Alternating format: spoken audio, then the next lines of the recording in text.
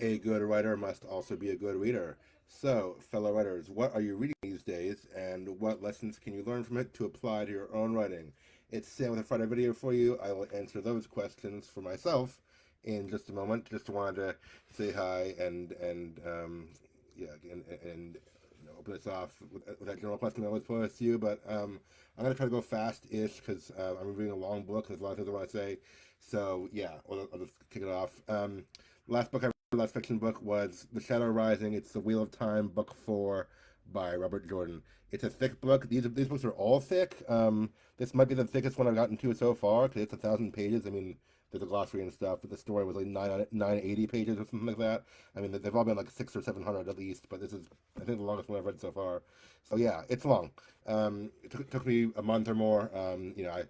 I don't have as much time to read these days, and with being a working dad and my TBR list is so high, I've been reading other things too. So I've been making it through the Wheel of Time series slowly. I do kind of want to pick up the pace a little bit because there's 14 books that are all that size. So if I'm gonna read them all eventually ever, then I need to pick up the pace a little bit.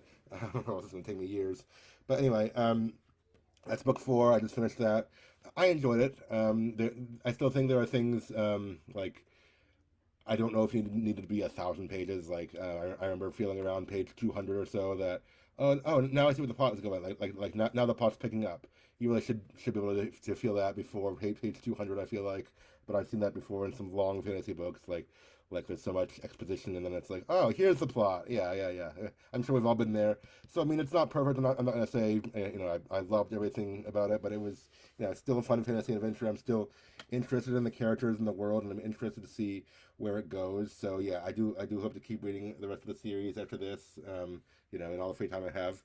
Okay, it's such a long book. I'm not gonna be able to give you an overview of everything in it in this short review, short-ish. I'm gonna try to focus on three things that I want to talk about and point your attention to, and that will kind of illustrate. Um, the point I want to make is how you can play with tropes and kind of subvert them or make them your own because every fantasy series has tropes. Every series does really probably like as we all know. I mean, Tolkien was one of the greats, and every fantasy series since then has kind of consciously or unconsciously stood on his shoulders. And I remember saying in book one, I really did feel like it was a pretty generic fantasy quest book. Things since then have changed. It's taken off in different directions, so I don't feel like that so much anymore. But the first book I did, um, now I think the author is still using tropes, but he's obviously changing them around and making them his own thing, and the characters are taking on a life of their own. So that's great. Let me tell you three examples of that. First one, um, the female characters in this book are very well written, and there's a lot of female characters, which is great. Um, because we don't always see that in maybe every genre and every story. My brother, who's a big fan of the series, who's read them all, has said like this is basically a matriarchal society, and there's a couple of reasons for that. There's the magic system, that just the way the world is set up. Only women can use magic. Well, that's not entirely true. Um, Men use a different kind of magic, or a different part of the true source, they call it. But that has been tainted. So any man who uses magic is going to eventually go insane. At least that's the world they set up. And so the main, the wizards or whatever, they're called Aes Sedai. It's their order of magic users. Um, they are all female. There's also like there's a society called the Aiel. They're like people who live in the wastelands. The other people might call them savages or something like that. They have a strong society of a strong group of like warrior women made into the spear. And there's like the Queen of Andor, who's not the queen of the whole world or anything, but of this kingdom. So there are some strong female characters, and I don't just mean like tough and emotionless in that sense. There's been debate over the term strong female character because it's been used in different ways, but just there are female characters in positions of power who have all different roles, and I mean just the fact that there are so many female characters means they have to be written differently, and they have to be all kind of different roles. Like Moiraine, who's the main Aes Sedai, the main wizard. I guess the closest thing to a Gandalf figure is like kind of the mentor figure. Obviously a female. Um, some of the main characters like Egwene and Nynaeve. and Elaine are three younger girls who are on a quest and such like that. And then there's characters from the Aiel. There's a few other characters that show up. There's many different ones. And again, female characters are fleshed out. They talk differently from each other, and they have different personalities. So it's nice to see that, and it's nice to see just how the author kind of can bring this in, like that character. What's her personality? It's not like she's a token female, because there's many females like she's a real character. It reminds me a little bit, and this is a slight tangent, but I think it's a cool connection. There's a comic book series called Y: The Last Man, and it was made into a show. The show was just okay. It was only one season, but the comic series was pretty good. Brian K. Vaughan was the author, and there was some virus that killed off every man in the world except for one. So the character Yorick is actually the last surviving human male in the world, pretty much. And so naturally, you have lots of different female characters and lots of different personalities represented there. So like, yeah, there are ones who are like, He-Man, or there are ones who are like anti-man, tough and gruff women. Sure, that happens, but there's also ones who have very different personalities and who miss men and all that kind of stuff. And so we're seeing some of that here too. There are women who are like tough and anti-man. That would happen anywhere. But there's also ones who are in love and emotional and all kinds of different things. So it's seeing some great different facets to the female characters. So that's helpful. Helpful way to break out of the classic tropes. Number two of how to break out of the classic tropes is a group called the White Cloaks, I think, or they're actually called Children of the Light. That's the name of their religious order, and they supposedly follow the light. But so it's interesting to me, like the Aes Sedai, again, you could call them wizards or more like witches, since they're all female. But the White Cloaks are like the paladins. They're officially called Children of the Light, but the characters colloquially refer to them as White Cloaks. And in our classic thinking, paladin is a crusader or something like they're these noble knights and heroic good guys.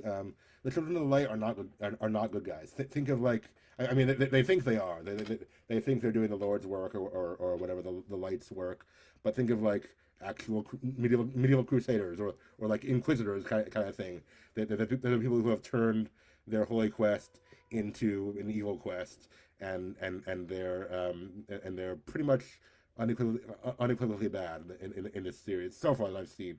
So there's a big side plot here where Perrin, one of the main characters, goes back to his home in Two Rivers, Eamon's Field, and the White Cloaks are invaded there, and he does have to make some brief alliances with them because they are fighting a different set of villains, these monstrous creatures called Ogiers. But overall, the White Cloaks are a problem, and they're considered bad guys. And I think that's interesting because in our generic traditional sense, we might think Paladin's good, Witch is bad. But here it's like, well, not all the Aes Sedai are good. There's some bad ones, which also shows how they're fleshed out and such. There's ones who are more villainous, and there's ones who are like even the ones who have good intentions.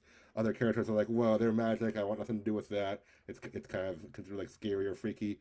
So the Aes Sedai are not unequivocally good, but the Children of the Light, the White Cloaks, are pretty much unequivocally bad so far. Like they're almost always villains. So I just think it was an interesting subversion of turning the tropes on its head of how witches good, at least some of the time, and paladins bad. So again, it shows you the complexity of humanity. It shows you how a writer can do that with different tropes.